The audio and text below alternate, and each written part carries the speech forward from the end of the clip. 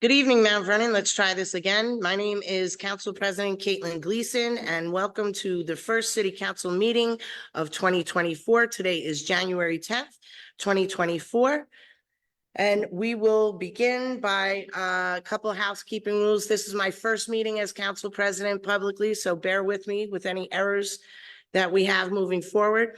In the rear of the room, we have an exit. We have an exit right here to my left, your right.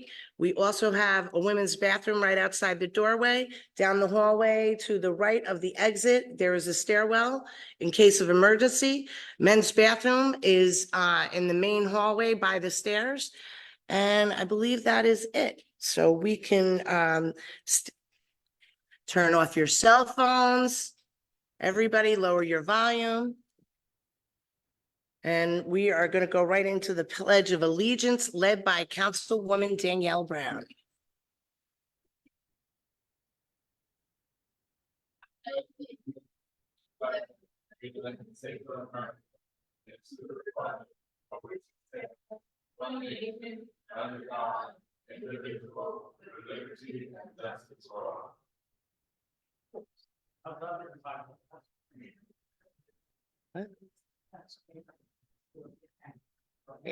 I did that. Yeah. Just to reiterate, outside the doorway here to the right is the stairway to exit if they're in case of an emergency. I did say that at the beginning, but just in case nobody heard. Right now, we're going to do the call of the meeting, clerk. Okay, thank you, Council President Gleason. Okay, we have a public hearing on the cannabis law. The call of the public hearing is for a proposed local law to enact legislation governing the time, place, and manner of operation of licensed adult use cannabis retail dispensaries and on-site consumption as sites as authorized pursuant to law. As required, the public notice was published in the Journal News 3 times as per section 267-61 of the public hearing notice. It was public first on December 27, 2023, then on January 3rd, 2024, and lastly on January 8, 2024. Also, as required by law, section 267-62, a referral was sent to Westchester County Planning Board and adjacent municipalities. And as such, we were provided a response from the Westchester County Planning Board. Thank you. So are we do the call of the meeting now, or we do the roll call? Roll call. Roll call. Okay, roll call. Okay. Roll call. Councilman Boxill. Councilwoman Brown. Councilman Potteet. Here. Councilman Thompson. Here. Council President Gleason. Here. You have a quorum. Okay, do we have any correspondence, Madam Clerk? Yes, we do, Council President. We did receive a referral correspondence from the county the County Planning Board, and it's in regards to the zoning text amendment for the cannabis regulation. And it states, "Dear Ms. Walters, the Westchester County Planning Board has received a proposed amendment to the text of the Mount Vernon zoning ordinance to define and regulate cannabis dispensaries and consumption sites within the city.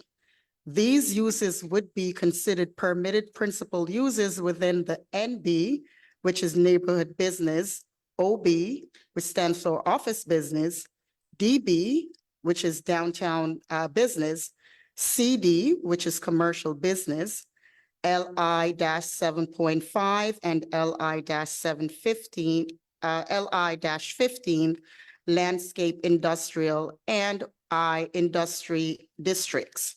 Specific security, safety, and other provisions should be included in the regulations." We have. That would be included. Would be included. Thank you for the correction, Councilwoman Brown. So I'll repeat, specific security, safety, and other provisions would be included in the regulations. We have no objection to the Mount Vernon City Council assuming lead agency status for this review.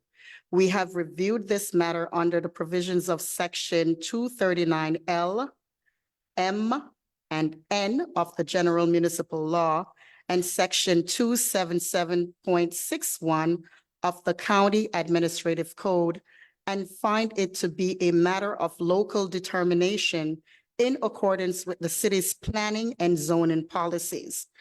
Please inform us if the city's decisions so that we can make it a part of the record.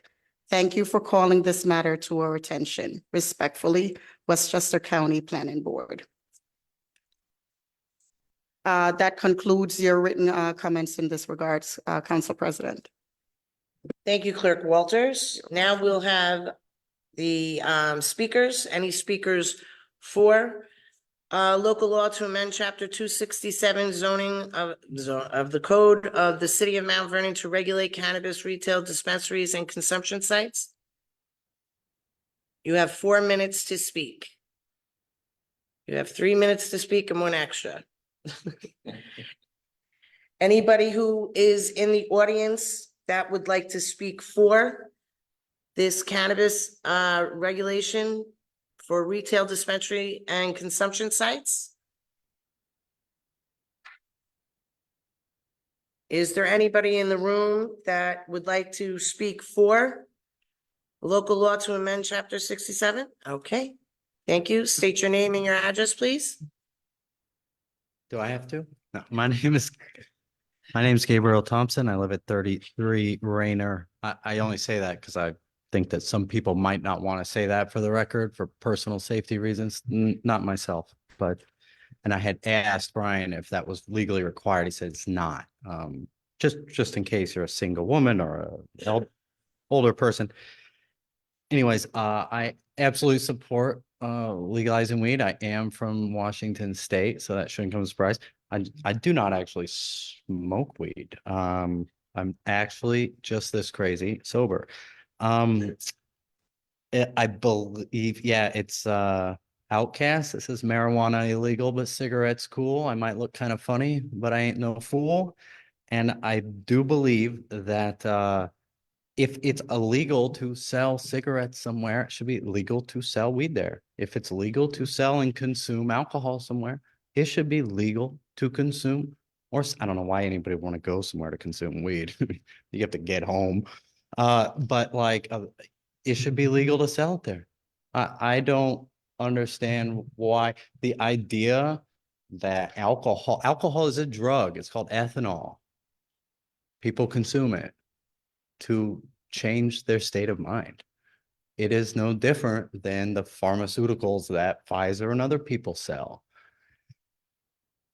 The issue around it, I think, is primarily based on the race and the class of people who tend to get in trouble or who did use it. And to me, yeah, I just don't, it's totally wild to me that it's 2024 and it's like an issue if somebody's going to buy weed or get high. Like, I don't know, man, this is just crazy. And the idea that alcohol, which like drunk drivers, I think kills someone every 20 minutes. You know, my father was hit by a drunk driver, had to learn to walk again. The idea of the cost to society that entails, and we tried to make that illegal, and all it did was make the Kennedys rich, right? Like one of the largest gangsters in history is John F. Kennedy's grandfather from moonshine. So, and Capone, I mean, come on. So to me, I just would wholeheartedly support it. I think the hours are actually too restrictive. Like, why can't somebody buy weed at midnight? They can buy alcohol till 4 in the morning in New York City. I don't know what it is here. I don't drink, so it could be 2, could be 4. But yeah, I just think that I wholeheartedly support it, and thank you.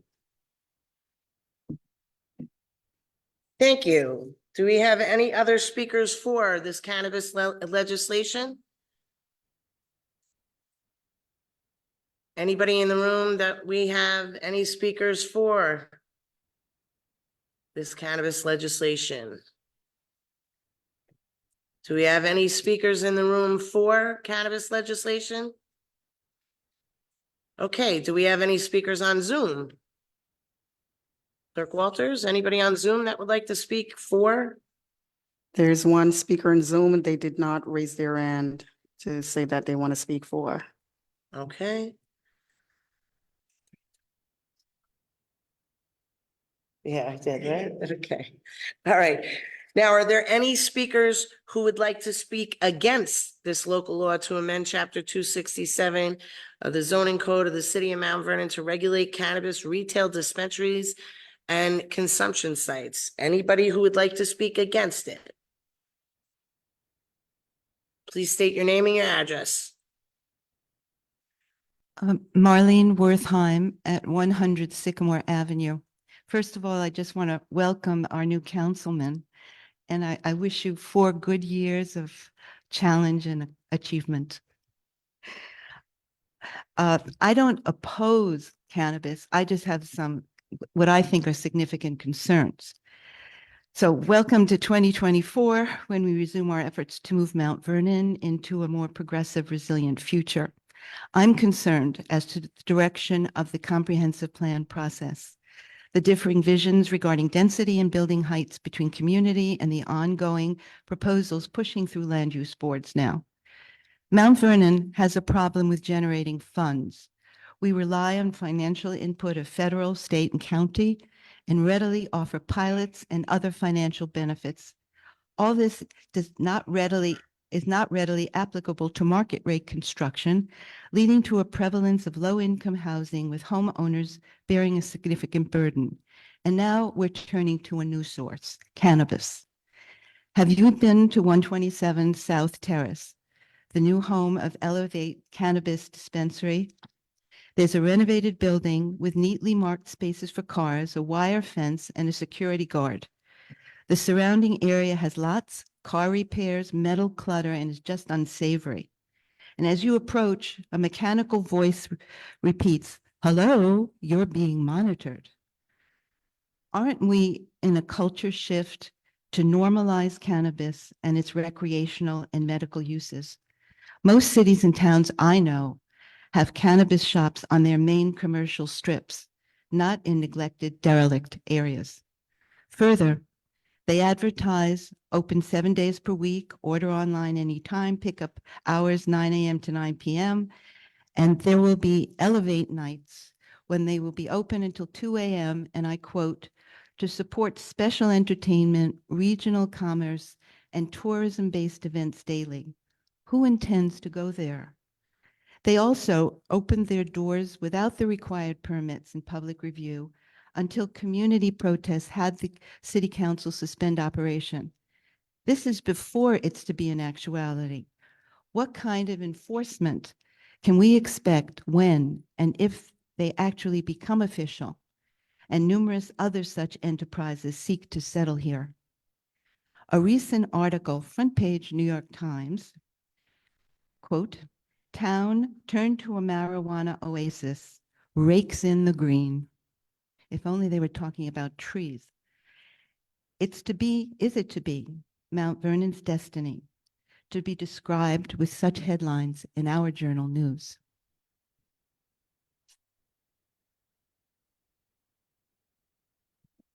Thank you. Do we have anybody else in the room that would like to speak against this local law for cannabis legislation in regards to dispensaries and retail sites? One more time, is there anybody in the room or maybe even on Zoom that would like to speak against this cannabis legislation regarding dispensaries and retail sites? Okay. State your name and your address, please. Good evening. My name is Lori Ann Swaby. I reside at 23 Millington Street in Mount Vernon. This is my first in-person Zoom meeting. I wasn't against or for, but since the topic came up, and I apologize because I'm nervous, I'm just curious to know. I've moved to Mount Vernon 2 or 3 years ago, and I came in on this specific meeting to talk about provisions that are in place for security. So when talked about, what are the boundaries that you guys are putting in place. I have had my block literally taken over by people who have been told are selling drugs. I have called the police department multiple times. I've probably emailed you, Councilman Thompson, if you do remember me from the past. So now that we're bringing in legal marijuana, I don't care for or against, what provisions are we putting in place to protect our residential homes from people just spreading out into the population who doesn't even live on our streets? So that is the question that I propose to you. How are we putting in security measures if we're going to bring in marijuana as a legal entity to support, facilitating security of our homes and also the retail area, if that's the only thing that you guys are worried about? I'm worried about my life that, coming to this I could have been in Yonkers, I could have been in the Bronx, I came to Mount Vernon expecting a different quality of life. I have been fearful of my life, being in my house with my 2-year-old son, I didn't even step out of my yard because of the experience that I had on Millington Street. And that's really what brought me here today, because I know they were talking about Millington and, another opportunity came up as a cause for concern. So I would just like to know, if we do go in marijuana, I don't care. How are we protecting it when we can't even protect against drugs?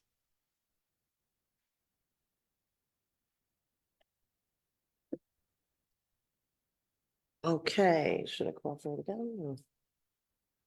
Yeah, I did it 3 times. Okay. Is there anybody online that would like to speak for or against this cannabis legislation regarding dispensaries and consumption sites, retail sites? No. Okay, so, make a motion. Can somebody make a motion to adjourn? We're not gonna close out this hearing this evening? I thought, I can do it. I would like to make a motion to adjourn the meeting. hold on, Councilwoman Brown? Before we second it, is there a reason why we're keeping it open? No, so I think what he said was we can close it out and we can take any comments if we want. So we don't have to vote on any legislation tonight. Okay, no problem. So that would be the motion. I would like to make a motion to close the public hearing tonight. Second. On the question? Hearing none, roll call? Councilman Boxell, Aye. Councilwoman Brown, Aye. Councilman Potteet, Aye. Councilman Thompson, Aye. Council President Gleason.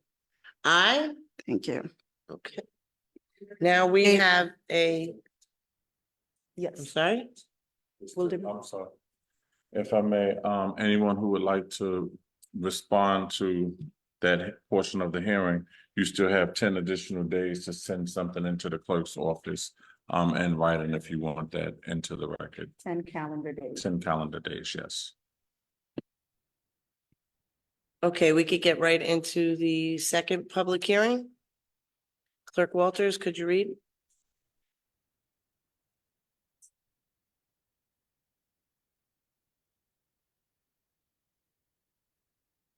Hello, everyone. So this public hearing is for the solar energy, and it is a proposed local law to enact legislation governing the use of solar energy in our city of Mount Vernon. Pursuant to section 267-61 of the public hearing notice, it is required that the notice was published 3 times, as it was in the Journal News on December 27th, 2023, again on January 3rd, 2024, and lastly, January 8th, 2024. And as required pursuant to section 267-62, referral to the Westchester County Planning Board and adjacent municipalities. This was referred as required, and as such, we received a response from the referral letter response from Westchester County Planning Board. Okey doke. So now that that is read, the hearing is read into the record. I will call for any speakers for This local law to enact chapter 224A solar energy and amend chapter 267 zoning of Council President, the code. Yes, go ahead. I think we need a roll call to enter this. Yes, you're right. Roll call, please. Okay. Thank you. Roll call. Councilman Boxell, Aye. Council President, Councilwoman Brown, Aye. Councilman Potteet, Aye. Councilman Thompson, Here. Council President Gleason. Aye. You have a here. quorum. I'm sorry. So let's go back. We have, Clerk Walters, do you have any correspondence before I ask for speakers? Yes, you do. Yes, we Thank do, you. Council President Gleason. And so we receive correspondence from the County Planning Board, and it states, "Dear Ms. Walters, the Westchester County Planning Board has received a proposed amendment to the text of the Mount Vernon zoning ordinance to permit and regulate solar energy systems and facilities.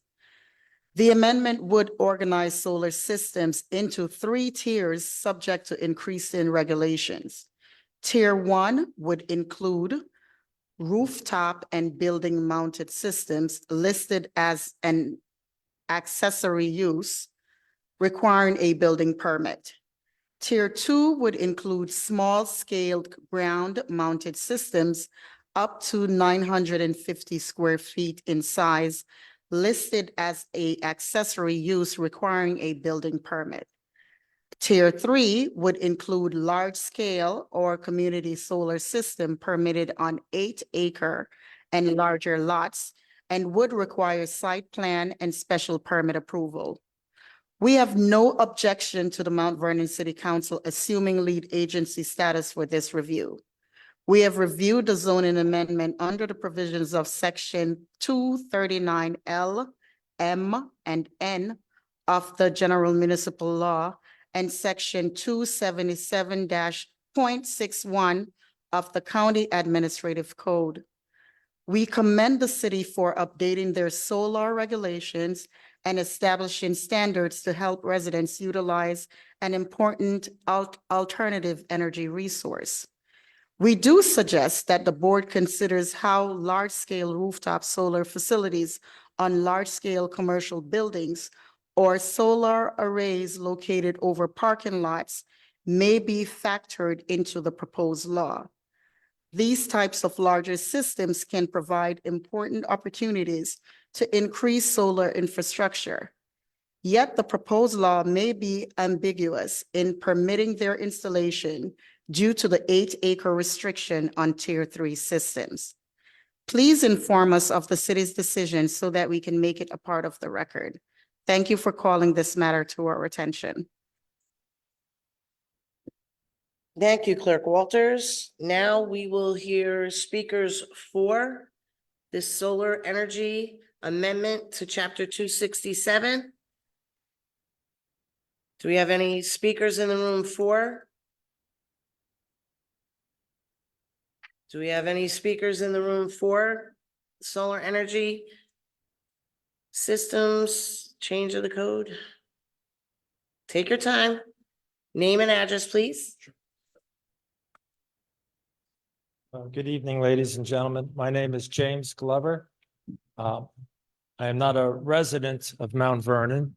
I am a solar installer who's done lots of work in Mount Vernon. And I've dealt with the process that takes place currently. And I know that many of my customers have had great difficulty in getting an approval process. Not that it can't be gotten, it's just that it takes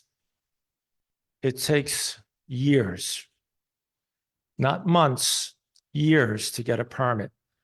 And I have case studies that I could present to that. And I know the intention is for us to be able to go green and have clean energy, but the existing infrastructure is very prohibitive.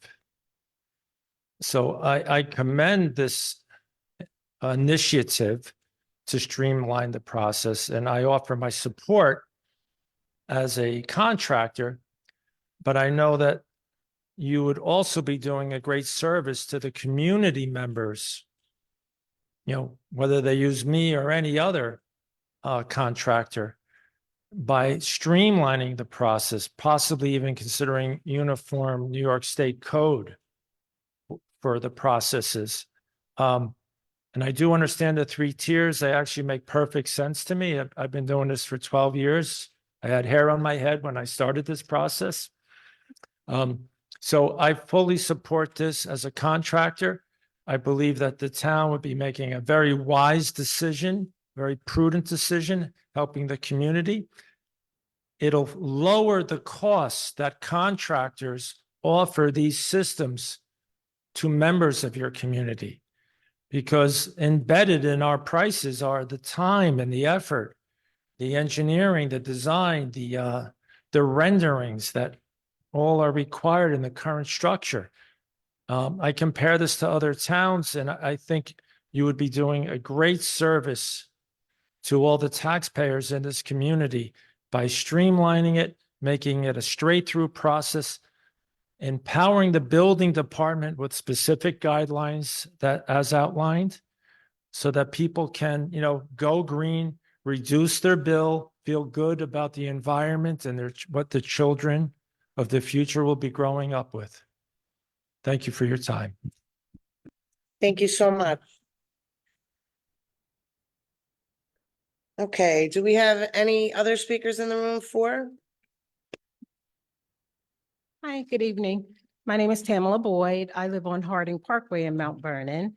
And I'm here more to sort of second what this gentleman just said. I closed on a house in Mount Vernon in May, so I'm new, May of 2023. Welcome. Thank you. I moved in August because the house I bought needed a lot of work.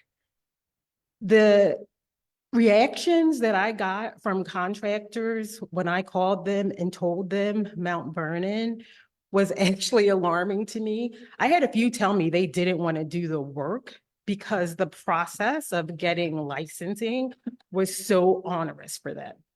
I am thinking about getting solar, which is part of what drove me here for this hearing, because my last 2 Con Ed bills were like $800. It's crazy. They were driving me to bankruptcy. And I've spoken to a few solar people to get estimates, and the first thing they say to me when they find out it's Mount Vernon is it's not worth it. So I think it's great, legislation is wonderful. I'm in favor of it, but it has to come with, an instruction manual, for how to carry it out. And I agree there needs to be some bounds. I don't know what the problem is. Like I said, I am new here, but there obviously is a problem. So I just encourage you to please look at it along with enacting this legislation. Thank you. Thank you so very much and welcome to Mount Vernon. Thank you so much.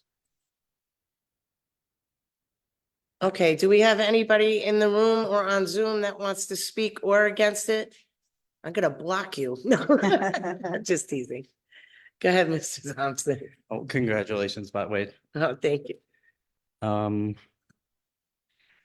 Yes, I want to speak in support of it. In all fairness, I do not own any solar company. I do not have any direct investments in any specific solar companies that may be in a mutual fund. In fairness, his family business did install the solar system on my house. Jamie, Alex's dad, sorry, I know Alex's son. I chose them because they're a local family-owned business, and that's where I want to give my money. Most of the local family-owned businesses would tell me the compliance in Mount Vernon isn't worth it. They're like, well, here, it's an extra $4,000 because we're going to have to spend 40 hours dealing with multiple expensive large prints. So I commend you for going with basically the state model local law.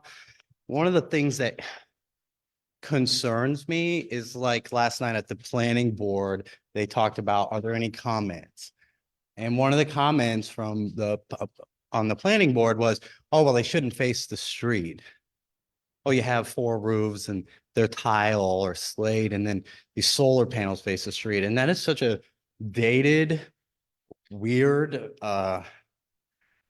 paternalistic I don't know. I mean, it sounds like some sort of racial covenant or something like, how dare you put this offensive visual? You're talking about the ARB, not the planning board, right? No, it was the planning board, Okay. but they were just being asked if they had any comments or input Okay. on this legislation at the end of the work session. And leave it to the homeowner, like in our ARB language, which I think should be stricken from the record, and I hope for single family homes, like Seattle does not have design review processes for less than 8 units, 0 for single family homes. It's too much burden, cost burden, process burden on homeowners. And it's just, to me, the idea that you can tell me what looks good on my house is like, it's like an HOA for an entire city. And I have filed $1,200 certificate of no effects from New York City's, historic registry or whatever. A $1,200 permit that you're having no effect. It's Kafkaesque, right? And so for me, when I read the ARB charter, it says things that, to me, the language sounds very paternalistic and realistically white supremacist, which is what you get into in architecture with these ideals that are very Western, right? Because Japanese architecture wouldn't fit, right? It would be disqualified. So it says things like, they are there to prevent the harmful effects of inappropriate external appearances, preserving the character, risking that, so that we don't risk the general welfare of the community. That's 1 minute, right? That we don't risk the general welfare of the community, preventing things that are unnecessarily offensive to visual sensibilities, maintaining the property values, and protecting the general welfare of the community. I mean, it sounds like it's straight out of Levittown to me, or Berkeley. Anyway, so I applaud you for changing this solar, and please empower the building department to process these applications as fast as possible, because you do have to have an engineer sign off on it, an electrician, a general contractor. It is already gone over by people with licenses and insurance and their livelihoods that are on the line. They're not, it's not easy to have a business. So we should empower that, much like New York City does. Thank you. Thank you very much. Anybody for or against? Thank you. Mr. Church? My name is Marvin Church, 21 Lorraine Terrace, Mount Vernon. And my family, and we work with the NYSERDA program, which is the heating and cooling program for Mount Vernon and New Rochelle. And I've been helping Mount Vernon residents a lot with air source heat pumps, as well as geothermal. And one of the major things that we need, and I'm glad this legislation is moving forward, we need solar. When you have your Con Ed bill increase 20% during a period which just recently happened, gas go up 15%, and it's going to continue going higher. When you have air source heat pumps or geothermal, you need something to reduce your electrical load. And solar reduces the electrical load tremendously. I've had folks in Mount Vernon who have solar with a 2,300 square foot home. They're paying right now maybe $200 to $300 a month, if maybe less, with solar. It's critical that we continue looking at this avenue, making sure we do the state mandate, whatever we need to do. I think we need to do large scale solar over parking lots, because it's going to really help reduce the electrical load. And for the city to get additional revenue, it's going to be critical that we put solar over on open parking facilities. It's very important that we do that. And I'd like to have a discussion with the council further, because I'm on these various boards up in Albany for the geothermal and air source heat pump companies. We really need to move this forward, and we need to try to work diligently with the buildings department to turn things around more quickly. I know what they go through. It's tough, but they need training. They need to get assistance, all the assistance they need.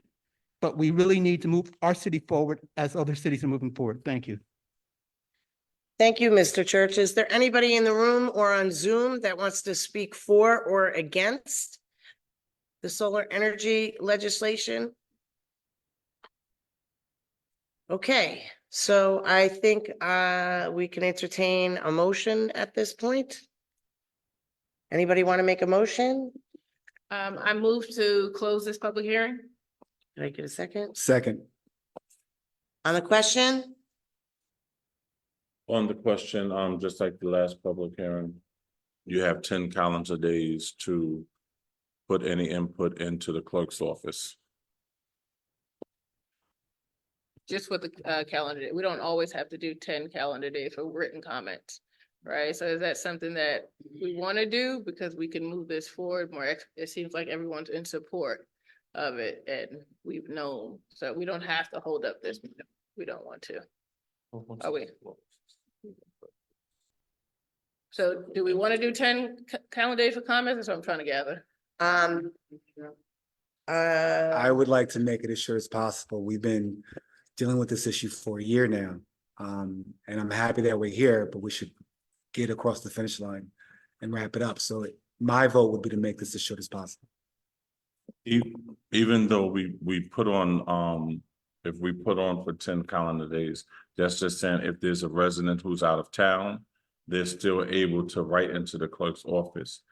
Even after, say we moved on this, they can still have their voices heard, by submitting things into the clerk's office. Yeah, the But only it thing wasn't is that we proposed, wouldn't be yeah. able to vote on the legislation until that Till the- comment period closed, Correct. right? So that's the only thing. Correct. So, Madam President, depends on, Well, I'd like to hear from our news council member, Javon Boxill. Right now, I'm okay with moving along. I don't think, I think everyone is, in support of this legislation, and it's kind of been a long issue in the city for some time, years coming, so I'm okay with skipping the 10 days, to be honest. Okay, I'm gonna put my 2 cents in because I was actually chair of Public Safety and Codes, which the Department of Buildings fell under. And a lot of the complaints that came had to do with the solar panel processing. So although I understand your position on that, I think this is something that we have to move relatively quickly on. And you know, if anything comes up in the meantime, there's been situations where we've been able to amend legislation in the past. So with that being said, can we take a roll call, please? Roll call To close the meeting. Got it. Thank you, Council President Gleason. Councilman Boxill, Aye. Councilwoman Brown, Aye. Councilman Potteet, Aye. Councilman Thompson, aye. Council President Gleason. Aye. Thank you. Okay, that concludes our, pardon me, our public hearing. We are going to take a 2-minute break. And then we are going to get into our regular agenda. Huh? Well, Councilwoman.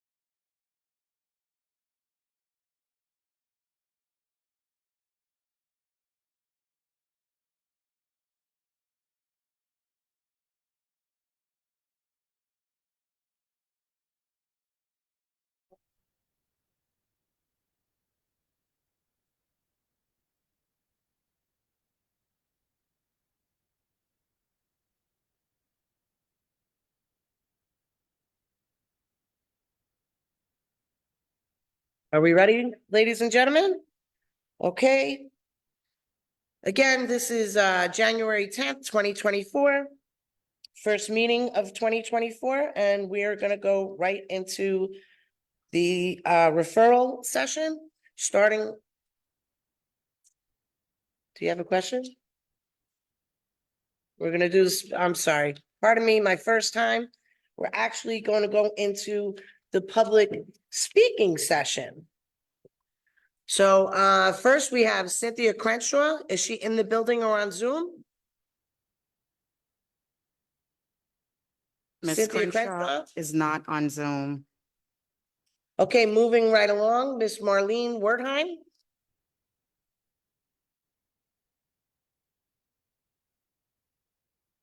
I'm competing with the other fellow.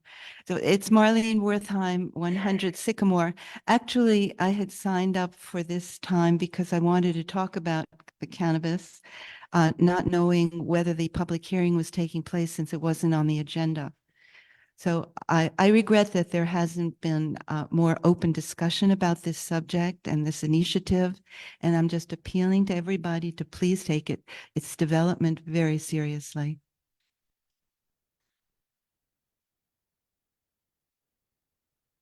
Moving right along.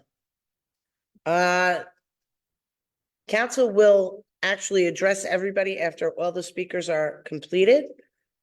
So we have Mr. Gabriel Thompson. Come on, Gabe. State your name and address, please, for the record. Gabriel Thompson, 33 Rainer Avenue. I did not know the public hearings were going to be on the same day, or I wouldn't have changed anything I did, but I would have felt worse. Okay, so I have two issues. I may only get to one. And I don't seem to be able to get a response from much people in the city, so I wanted to ask in a public venue. So in my it's my understanding that or I was told that there was an investigation underway as to a significant amount of sales tax revenue that should have been received by Mount Vernon on the revenues of an enterprise located in Mount Vernon. It appears that this enterprise located in Mount Vernon identified itself on its sales tax returns and other official documents with the state as being located in a different tax jurisdiction, even though it is wholly located in Mount Vernon, including its legal address. My understanding, these taxes amount up to several $100,000 per year for an unknown number of past years, likely totaling in the millions of dollars, which are significant amounts in the budgets of both Mount Vernon and the jurisdiction they may have received them. Again, I don't know where this led. This has been 7 months and I'm left thinking, am I crazy or what's happening? So because this is so significant financially to Mount Vernon, if there's anything to it, could you provide an update as to the status of that investigation? When it's expected to be resolved? Whether the enterprise is now properly filing its sales tax returns so that Mount Vernon is receiving the taxes to which it is entitled? The total amount that Mount Vernon should have received in prior years, but did not receive, and the likelihood that Mount Vernon will eventually recover any mispaid sales taxes that were received by the other jurisdiction, and if not, why not? And would you please comment onto whether Mount Vernon will commit to taking all steps legally feasible to recover any lost sales tax revenues, including retaining outside counsel and reporting the ultimate results of the matter to the taxpayers of Mount Vernon, if there is a matter? The other issue, since I haven't been beeped at by, that's a dark room timer, by the way. I've never seen one outside of a dark room and it's heartwarming to see it. Sorry. Spent thousands of hours in dark rooms. The other issue is, I'm sure it's come to your attention that Bronxville Village was contemplating expanding their storm sewer system by 400% that ties into our system right up the street from my home. Presumably not caring whether or not they worked with us as a municipality or asked our permission, since they use our system, right? They're connected into our system. We don't use theirs. It's my understanding, and I'm sure you've all, from talking to the state DEC engineer, that they are not allowed to do that. And she emphatically said, well, what are you talking about, when I called her after I became aware of this. and said, please send me everything you have, and then I will be reaching out to Bronxville and Mount Vernon. And I am heartened by Damani Bush and by Curtis's taking this issue very seriously, because what they were contemplating is basically assault on, it is like taking a 36-inch stormwater pipe and just pointing it at the neighborhood downhill, which is basically assault with infrastructure. And how on earth it even got where it got, or they kept this blasé attitude about how they, they remarked that October 16th, Jim Palmer, the village administrator, says, we are working with Eastchester hand in hand because we realize flooding doesn't stop at the village borders. Okay. 0 to us. So and I just am worried because I don't see, our electeds, like, I don't know, standing up for us. I mean, I know Damani's great, the commissioner and the engineer, but like, there's a reason they think they can have their way with us. And that reason is rooted in a plantation mentality. Home of the Broncos, Scout Field theirs, Palumbo Face theirs. So anyways, I would just like to see, myself, my neighborhood, my fellow citizens stuck up for it. Thank you. Okay, thank you so much, Mr. Thompson. And do we have Olive Byrne on Zoom, I believe?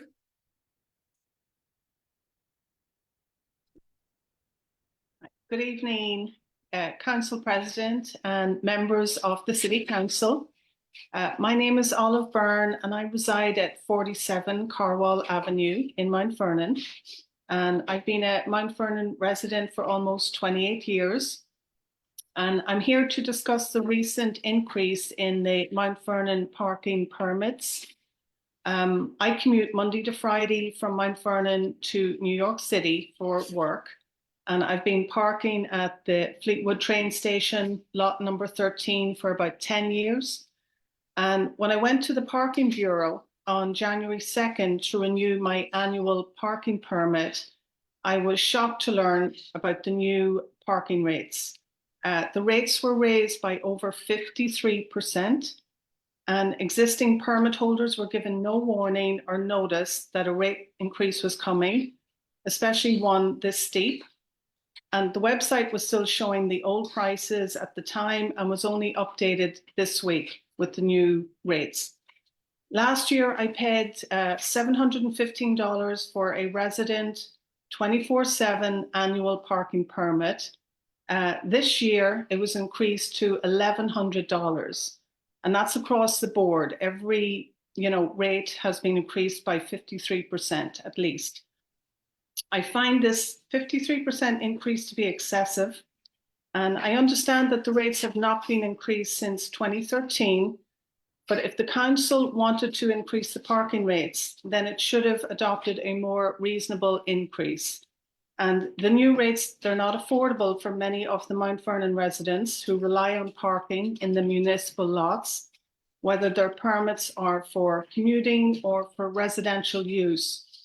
And I ask that you please reconsider this excessive increase and institute a more manageable increase that better serves the Mount Vernon residents, and provide advance notice of such increases in the future to the people who depend on these permits. Thank you for your time. Thank you, Ms. Byrne. And one more time, Cynthia Crenshaw, is she in the room or on Zoom? No, Ms. Crenshaw is not on Zoom. Okay, no problem. I would like to start with responses from council members. Can we start with Councilwoman Danielle Brown? Sure. I can't wait to respond. Thank you, everyone, for coming out. It's been an eventful night, 2 public hearings, public comment. Mr. Thompson has spoken 3 times tonight, so it's an exciting night. But I think we are getting a lot done, and I appreciate all the comments that everyone has. In response to Ms. Wertheim, there's a few things that I want to address just about the cannabis overall. So there's been a lot of thought put into cannabis legislation about where cannabis dispensaries should be. I'm not sure if you recall, there was proposed, or there was alleged to be a cannabis dispensary opening up on 3rd Street and I believe 4th Avenue. And the community was in an uproar, right? It was too main of a street. It was too close to schools. There were different things associated with it. You know, the cannabis dispensary now is in a more secluded area.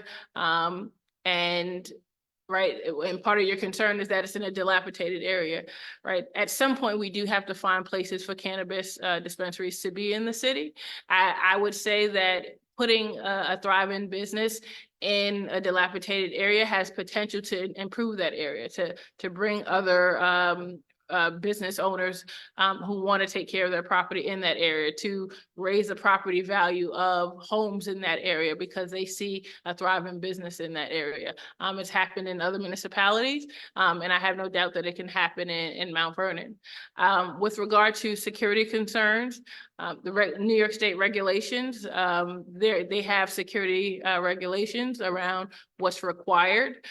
So to have a security plan, all cannabis dispensaries are required to have that security plan, to have particular cameras, right? So there are different security factors that that go into the New York State regulation. On the city level, we have the ability to do 3 things, and that's to regulate time, place, and manner. And that's what we've done with the zoning, right? So the cannabis related businesses aren't allowed to be in the residential areas, but like Mr. Thompson alluded to, cannabis is a drug similar to alcohol. And as a council, we decided that we wanted to treat it like alcohol and not do the alienation like we've done with other things, right? So where you would see a bar, you could possibly see a cannabis store. Where you would see a liquor store, you could possibly see a dispensary, right? So that was the mindset when we thought about the cannabis regulations. We have to find somewhere, right? We opted in, or rather we did not opt out. And so we can't exclude these businesses from particular areas. The reason that we did this zoning amendment is because where the cannabis dispensary is currently located, it's only industry. And in many other municipalities, industries allow retail businesses to be in there, right? So we wanted to make sure that we transformed our out-of-date zoning code to reflect a new industry that is coming to Mount Vernon. I think I covered, I'm trying to remember the rest of the comments during the public hearing period. That's all I can think about right now, but if I remember some things, I'll come back and talk a little bit about cannabis again. Mr. Thompson, so since I've met with you and Michael Templeton the first time, right? We've been on it. There are several things that you've brought to our attention. So we thank you for being a good community member, right? Things that we did not know. We meet monthly to discuss the progress on getting Bronxville Field Club into compliance. When it comes to the sales tax situation, there's an investigation going on. It's not as simple as just, I know you would imagine that we can just pick up and call the next town and get the information. People aren't as forthcoming with information as you could imagine. So we are doing what we can do. We have pulled in, and I personally reached out to other electeds on different levels to see what kind of assistance they can provide. We've reached out to the state comptroller. We're doing what we can do to find out the actual information. I can't give you a timeline. It's government. Nothing moves as fast as I want it to. I think that this should have been completed months ago, but unfortunately, I'm not in control of all of the different offices that are involved in this investigation, right? I think that when it comes to we've made a lot of progress when it comes to the Bronxville Field Club. There's been investigations. You mentioned Curtis and Damani Bush, our commissioner of DPW. There's been investigations from the buildings department, from complaints that have been put in from the residents. So we are looking at it from every avenue. You brought to our attention, as you said, the elected from Bronxville. Bronxville, which is different from the club, did not communicate with us about their expansion. So we're also looking into that. I said to you before, right, it doesn't move at the pace that you would want it to move, but I can assure you that I am on it. I am meeting monthly. I am connecting with people. I am updating our other electeds about what's happening. That's the best that I can give you right now. All right. Ms. Byrne, thank you for citing your concerns. So I think you alluded to, you know, the increases. You said you'd been there parking for 10 years and there hadn't been an increase.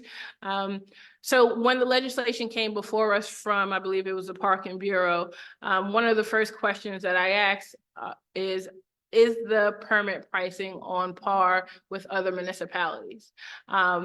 We have a bad habit of not increasing when we should increase, and then it looks like a 53% increase, right? But and I'll circle back with the Parking Bureau. She's not a commissioner, director of the Parking Bureau, to ensure that we're actually on par with other municipalities. Part of the concern is and you would see it every December, every November, and every January when people get tax increases on their property. It's because Mount Vernon doesn't have any other revenue source, right? So we have to figure out a way to bring revenue into the city and not solely rely on property owners, right? And you may be a property owner as well, so this may feel like a double whammy, but we have to look across the board at all of our fees because we've historically been below where we should be. So when cost of living when inflation comes, we don't adjust our pricing accordingly. So this happens. But I will circle back with the director of the Parking Bureau to make sure that we are on par and let her know that this was a concern and we can see if there's something that can be done. I think that is all that I had. Thank you, Council President. Thank you, Councilwoman Brown. And I will go to Councilman Box Hill. Good evening, everyone. Happy New Year. Thanks for those that welcomed me in my first ever council meeting. Thank you. All right. So Mrs. Wortham, am I saying it right? Yes. She did welcome me. Thank you. I agree with you about the just being concerned about cannabis, right? Because I mean, this is something new in the city. We did opt into it, so we're not going to exclude anyone. And personally, I don't partake in cannabis. I mean, despite my country of birth's reputation, Jamaica is the ganja is, you know, right? We have a reputation, right? But I don't smoke, never tried it. I don't know how it tastes, but I'm not against it at all. And I do believe that this is the wave of the country, and we have no choice at this point, and we have opted in. And I don't want to make these business owners feel like we're sticking them in the corner either. But I do agree with Councilwoman Brown. This might be an opportunity, a thriving business to rehab that area. So I don't want them to feel as if we're sticking them in the corner necessarily. Also, you talked about I think that was it, right? For the cannabis.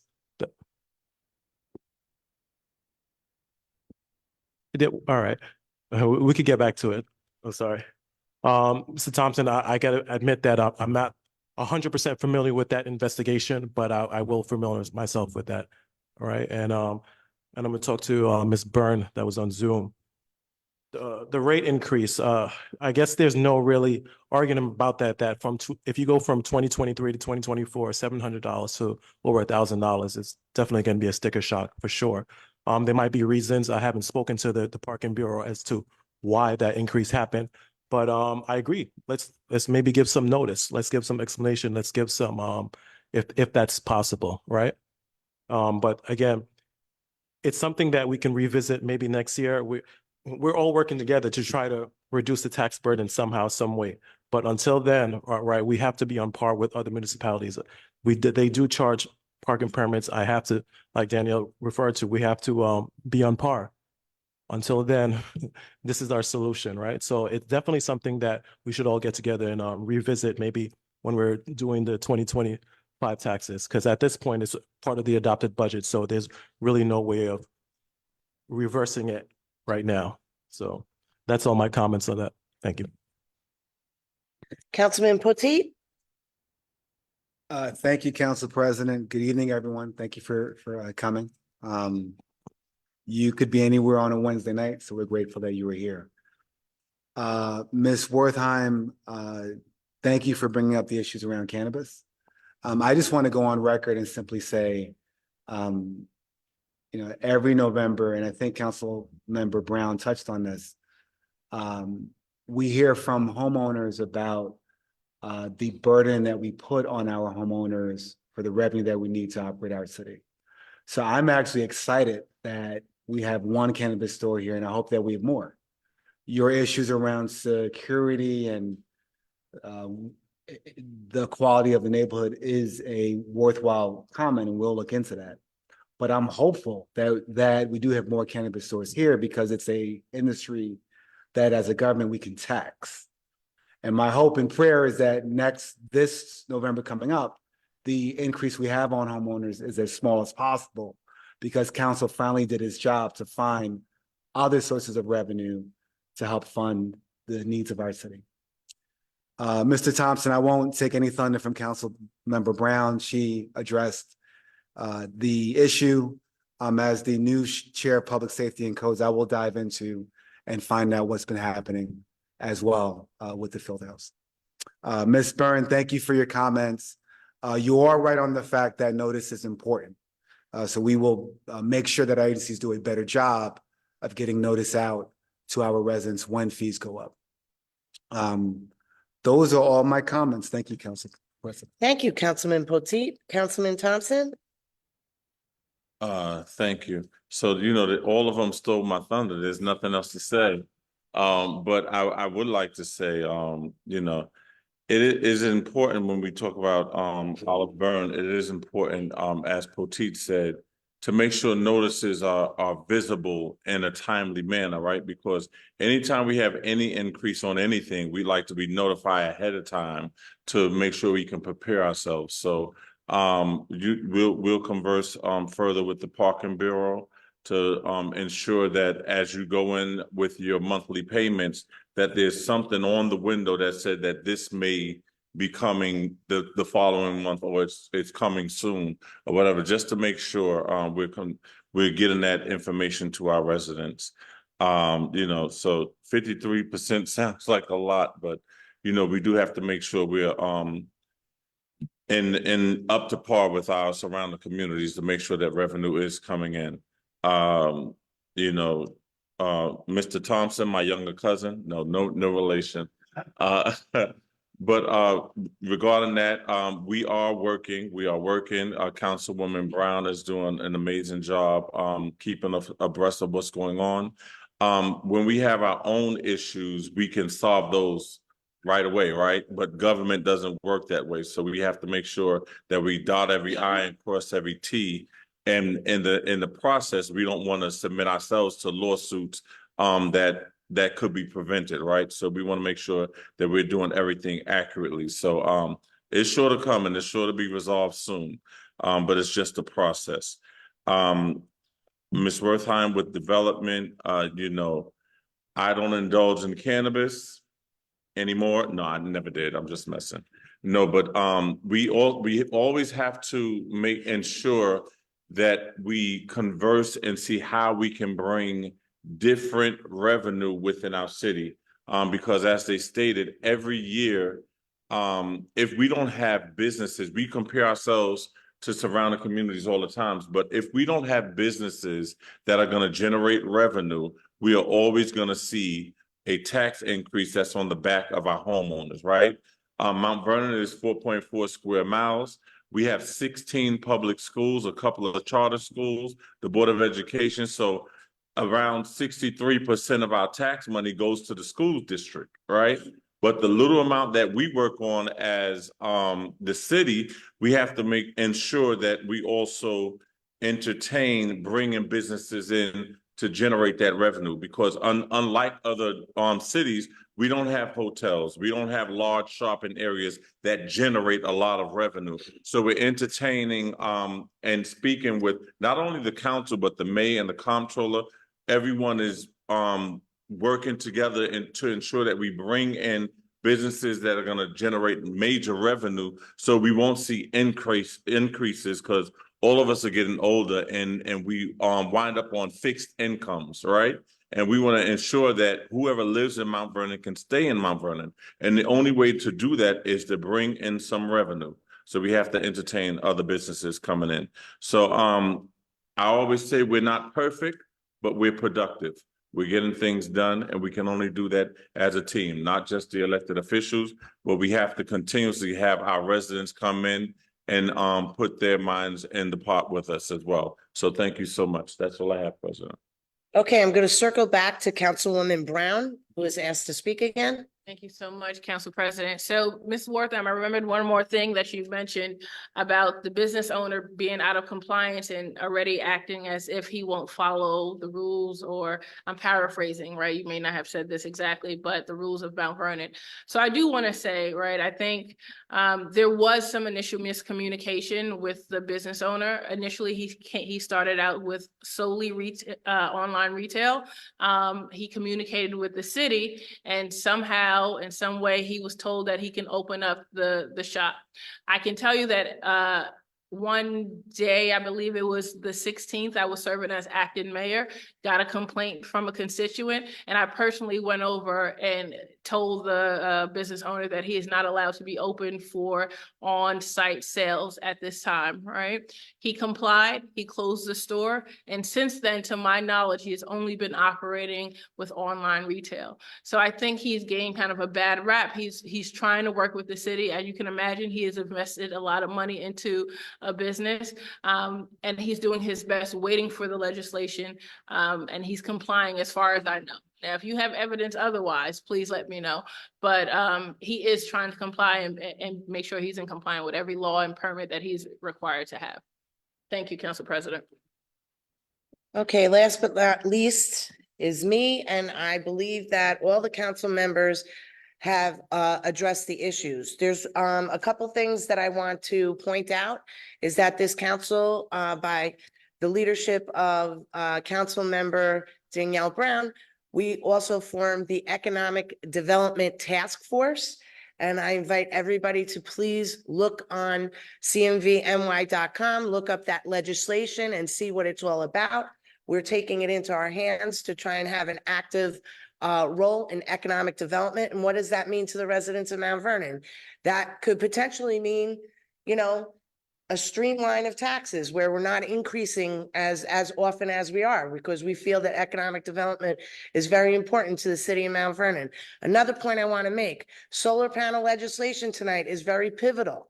It's very pivotal for residents in them saving money in their own homes. Cannabis legislation, the reason why that was passed tonight, Mrs. Wertheim, even though it may have seemed very quick and very fast, we have to do it fast. Okay, and we have to do it fast because we have these businesses coming in. That also means more leveling off of your property taxes. I want you all to know, Mr. Thompson, I got a little bit offended by you saying that your elected officials are not standing up for you. I will guarantee you that these 5 members of council are absolutely standing up for you. And I will tell you that not one organization will ever offend the city of Mount Vernon in the point that they take advantage of us. We will not allow that.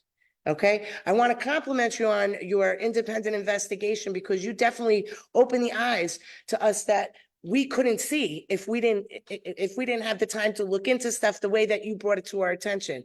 So that's a compliment to you and your neighbors. I've been down to that area on rainstorms, and I've seen what you residents have had to endure, and it's disgraceful. So if that organization is responsible for it, I will promise you that this council and this administration, I think I could speak on behalf of the mayor, we will not allow that and make sure that that issue is mitigated. With that being said, I just wanted to let you all know we're going into the tally sheet right now.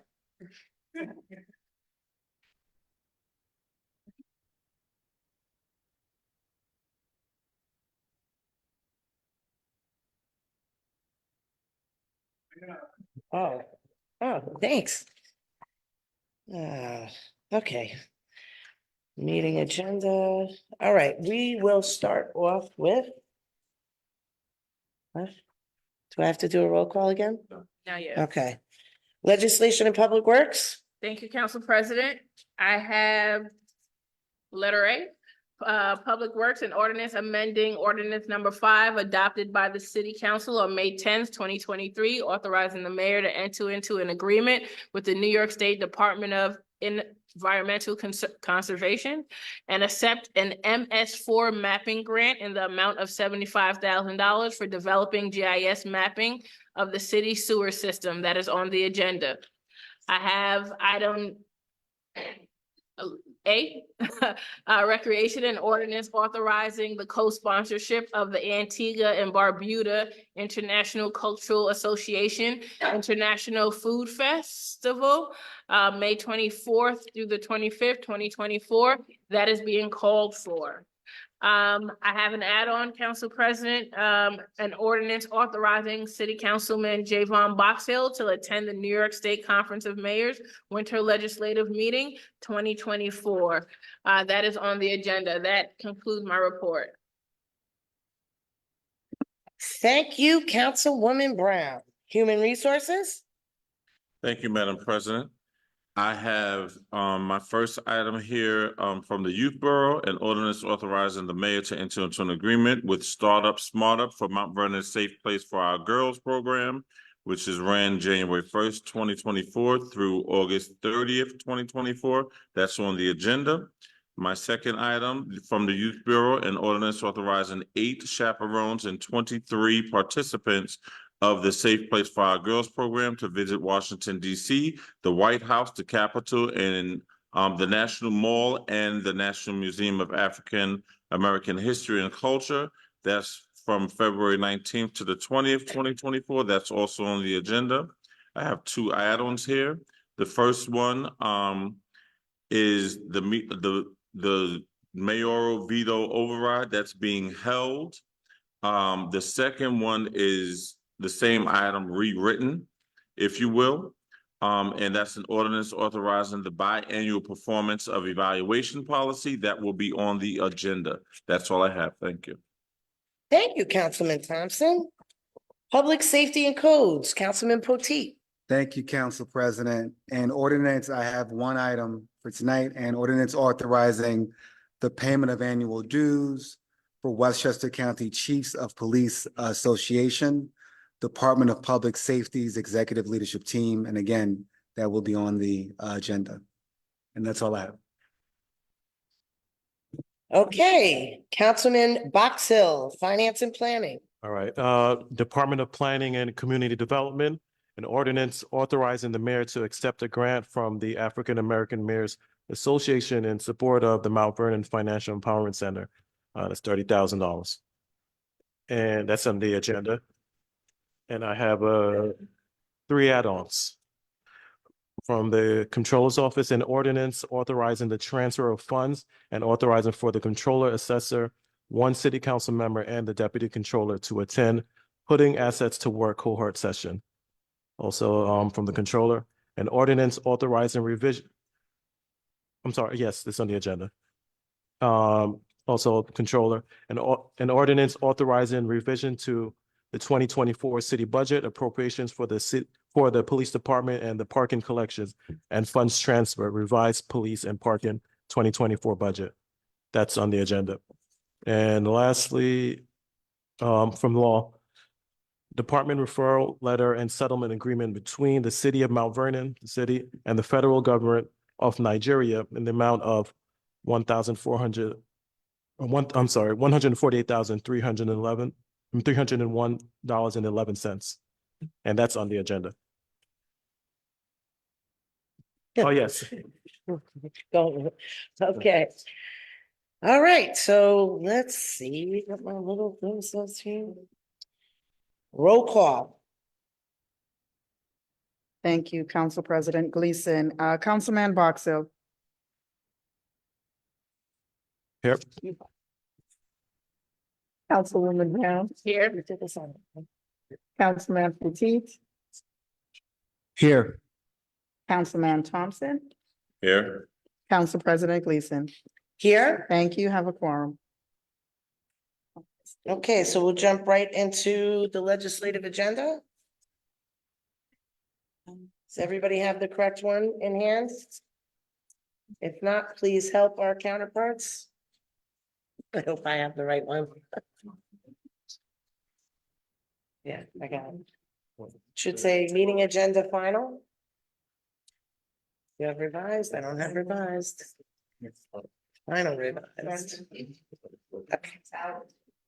It's in the final. Meeting agenda final. Meeting I agenda. don't have the right one. Somebody was trying to throw me off. Oh, Okay, ladies and gentlemen.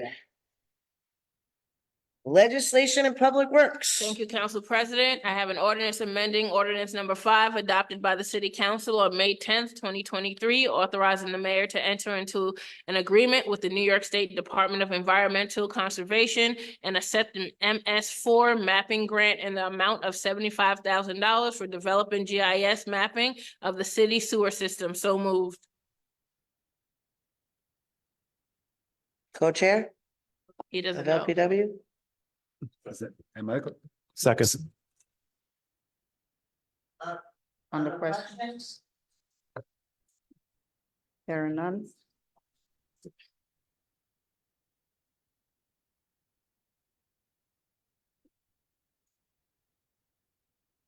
Okay. On the question. Hearing none, roll call. Councilman Boxell, Aye. Council President Brown, Aye. Councilman Potteet, Aye. Councilman Thompson, Aye. Council President Gleason. Aye. Thank you. I have an ordinance authorizing City Councilman Javon Boxhill to attend the New York State Conference of Mayors with the legislative meeting. So moved. Second. On the question? Hearing none, roll call. Councilman Boxell, Aye. Councilwoman Brown, Aye. Councilman Potteet, Aye. Councilman Thompson, Let me think about this. Aye. Council President Gleason. Aye. Okay, I didn't hear you. I'm sorry. okay. Human Resources? Thank you, Madam President. Item number 3, Youth Bureau. I have an ordinance authorizing the mayor to enter into an agreement with Startup Smart Up of Mount Vernon Safe Place for Our Girls program from January 1st, 2024 through August 30th, 2024. So moved. Second. On the question? I would just like to add that I just met with Nakia Highland, who is doing this program. And she is having a significant impact, and it has only started since November. So if any of you have a chance, look up the program, see what it's all about, and support wherever you can. They're doing great things, and it's a great place for young ladies after school to be able to have a safe haven. Hearing no questions, roll call. Councilman Boxell, Aye. Councilwoman Brown, Aye. Councilman Potteet, Aye. Councilman Thompson, Aye. Council President Gleason. Absolutely, aye. Thank Item you. number 4, from the Youth Bureau, I have an ordinance authorizing 8 chaperones and 23 participants of Safe Place for Our Girls program to visit Washington DC, which will go to the White House, the Capitol, the National Mall, and the National Museum of African American History and Culture from February 19th and 20th, 2024. So moved. Second. On the question? Another thing I wanted to add is that Congressman Jamal Bowman will be the host of this event, and he is making this possible for Nakia and Safe Place for Our Girls program to visit, which I think is an opportunity that, you know, the children of our community, I mean, I'm 52 years old. I've never been to the White House. So I think that this is great to be able to give this opportunity to our young ladies. So hearing no questions, roll call. Councilman Boxell, Aye. Councilwoman Brown, Aye. Councilman Potteet, Aye. Councilman Thompson, Aye. Council President Gleason. Aye. Thank you. Public Safety and Codes? Is there an add-on? I apologize. Forgive me. One add-on, which is item number 10. I have an ordinance authorizing the biannual performance of evaluation policy. So moved. Second. On a question? on the question, this is going to be amazing for our community. To have this biannual performance of evaluation policy in place. And we just look forward to it getting the best work out of all of our workers and making our city one of the best cities in Westchester. We're already the best, but you know, if we can be better. Council President? Can I ask a question on this as well? Sure. Go ahead. Recognizing Councilwoman Brown first. All right, so just for clarity purposes for the public who are listening, who thinks that this looks exactly like the last one that we passed at the last meeting, it is, except the date, effective date has changed. So it's, the effective date is no longer January 1st, it is now October 31st. And the reason that that is being done is to give the administration more time to gather software and be able to implement this effectively across the city. So just wanted to add that. Councilman Box Hill.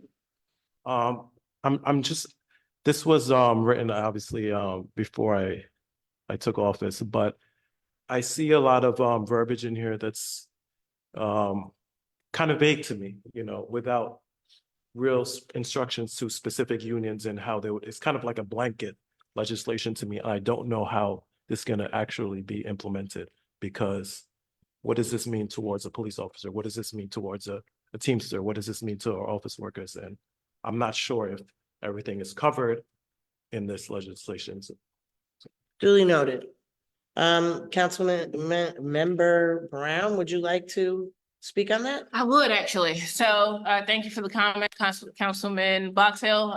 So it's a policy, right? It's not an ordinance. And the reason the policy is in place is to provide the administration with a guideline. They will come up with the procedures. They will come up, they've already established the evaluation form. It does apply to union workers, right? They're not exempt from this policy. It says all employees. And part of the reason that the mayor wanted more time is she wanted to sit down with the union heads to discuss it with them and let them know how it would affect their employees as well. So this is the parameters, right? And the administration comes up with the procedures. And is this is legislation was recommended by the administration? So we were in talks with the administration about it, right? It's not something that was necessarily recommended by them, but it's something that the council saw that it was fit, it was necessary for the employees, especially when we get, we noticed that there's not a development plan for a lot of employees. We noticed that people have issues, and then it's not until something blows up that we want to put it in writing. So this policy, after doing research across different municipalities with the county, is policies that they have in place at other places. So that's why it was put forth. Yeah, I guess my only concern is that being that we're the legislative branch and this is a policy that's definitely going to be 100% implemented by the executive, it's an operations policy. So I guess I would like to see a lot more input from the administration, being that they know the day-to-day, right? They're the ones that does the day-to-day operation. So for me to support something like this, I would just like to see a lot more input from the administration, because once we pass it, we're just going to hand it over to them, say, do your thing, right? So I just want to see a lot more input from them. Councilman Thompson? Yeah. Yes, so you know, the council brought it forth because it is a necessity. Our community has been outcrying to see more accountability. I agree. And what this is going to do, this is going to bring accountability across the board, as well as the executive branch, which is the mayor. She's on board with this. And we just allotted time for this to be carried out. So just like Councilwoman Brown said, instead of it being implemented January 1st of this year, now it's going to be implemented October 31st. So beginning November 1st, everyone is on board. Everyone has what they need to carry out. Everyone has their job description when you're hired, but we want to make sure that we hold everyone accountable. And it speaks volumes to our community as well, because when we see when we see increases in pay, we want to make sure that we're getting the biggest bang for our buck and people are actually doing their jobs and not just being seat warmers. So this is beneficial for the community as well as the worker, because those workers who would like to take a step up, it speaks volumes when they see an evaluation saying you went above and beyond the task that you're called to do. So evaluations speak volume. Yes, it helps you keep control over what's going on in and throughout the business, because Mount Vernon is a business, but it also speaks volumes for the actual worker, because if they apply for a position, they should say, I deserve this position, I want this position, and my evaluation speaks to that. So it's a win-win for both sides, and I understand what you're saying. No, I agree. I agree with that, that we definitely need accountability. I'm just gonna read, can I just read a line when I see it? Hold on, where was I? Let's go look.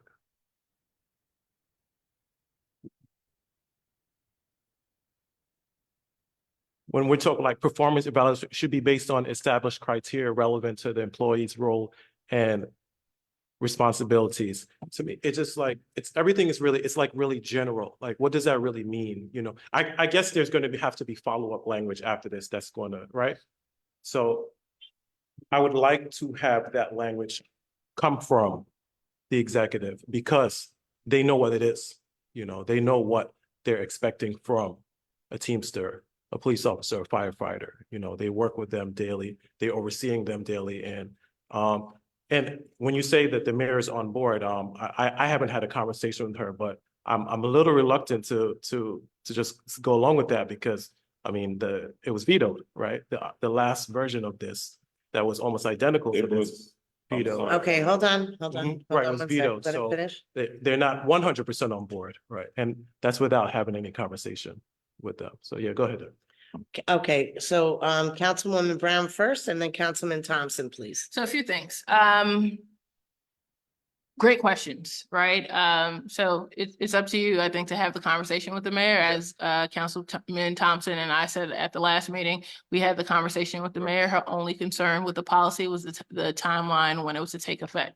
Okay. I think there's another thing to take note of, right? As the board of the city, most of our policies address operation, right? When we talk about procurement policy, when we talk about work from home policy, when we talk about policies and overall, it's not really about the council. It's affecting the operations of the city and how it runs, right? Oh, yep. That's how things will typically go. So we've been working on this, just so you know, and I know you're new to the council. Right. We've been working on this for over a year with the administration, Okay. right?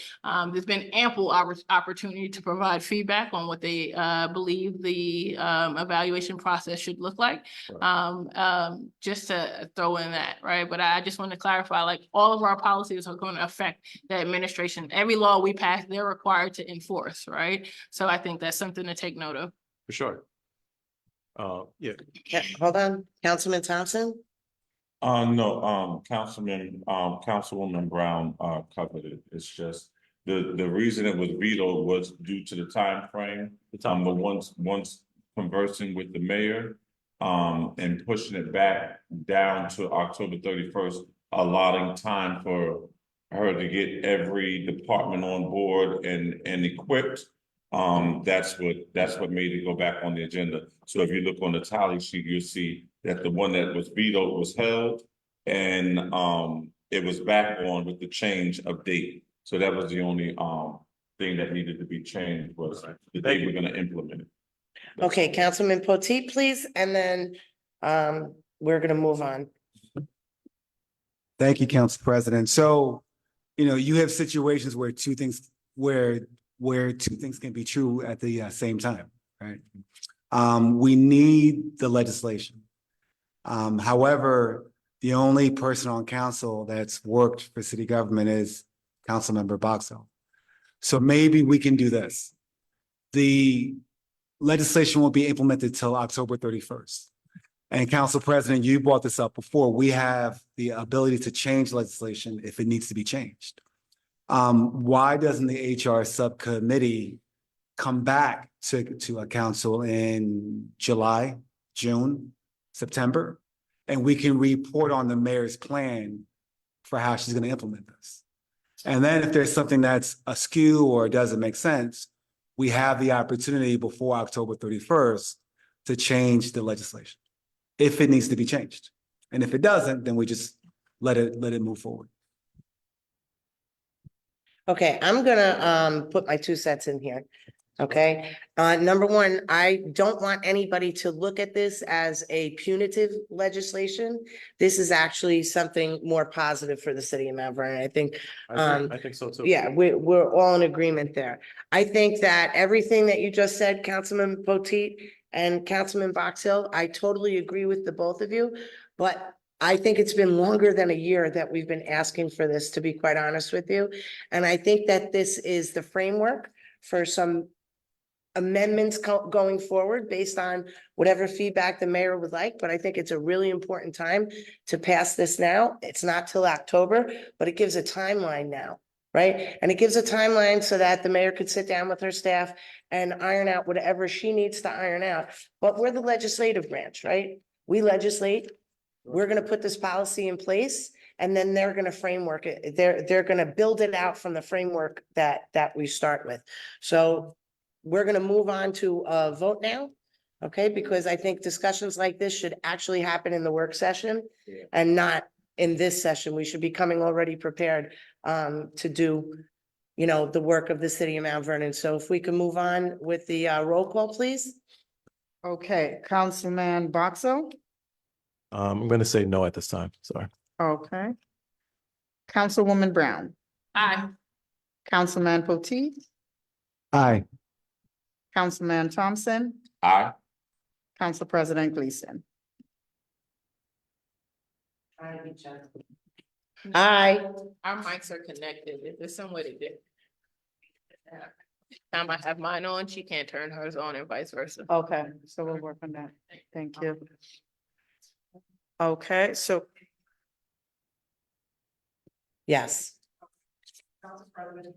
Aye. thank you. We have 4 ayes and 1 nay. The legislation does pass. Okay.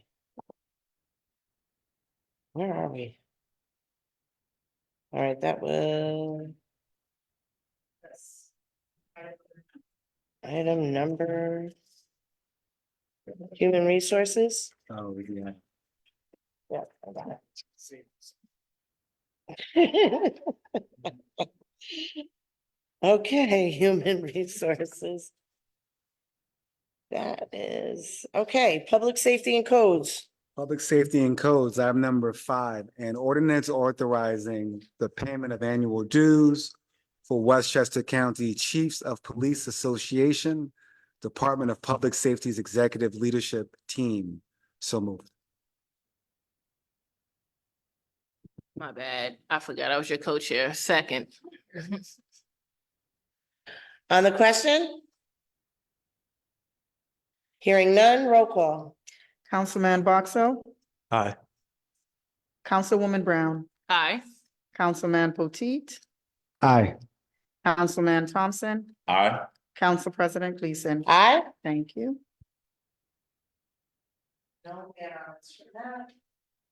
Finance and planning, Councilman Boxell.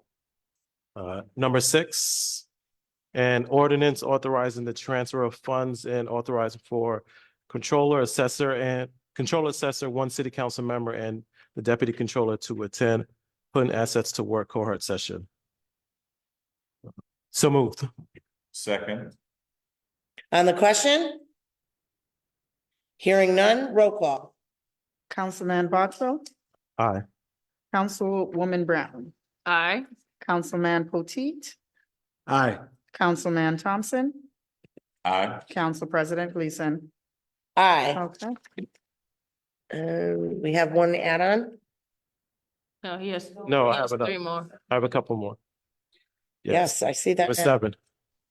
Controller, an ordinance authorizing revision to the 2024 city budget appropriations for the police department and the parking collection and funds transfer, revised Police and Parking 2024 budget. So moved. Second. On the question? Hearing none, roll call. Councilman Box Hill, Aye. Councilwoman Brown, Aye. Councilman Potteet, Aye. Councilman Thompson, Aye. Council President Gleason. Aye. Okay, Aye. thank you.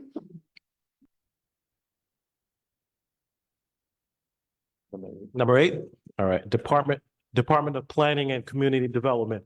An ordinance authorizing the mayor to accept a grant from the African American Mayors Association in support of the Mount Vernon Financial Empowerment Center, 30,000. So moved. Second. On the question? Hearing none, roll call. Councilman Box Hill, Aye. Councilwoman Brown, Aye. Councilman Potteet, Aye. Councilman Thompson, Aye. Council President Gleason. Aye. Okay, And an add-on. All right, number 9, this come from the Law Department, referral letter and settlement agreement between the city of Mount Vernon, the city, and the federal government of Nigeria, in the amount of $148,301.11. This is accepting settlement funds. So moved. Second.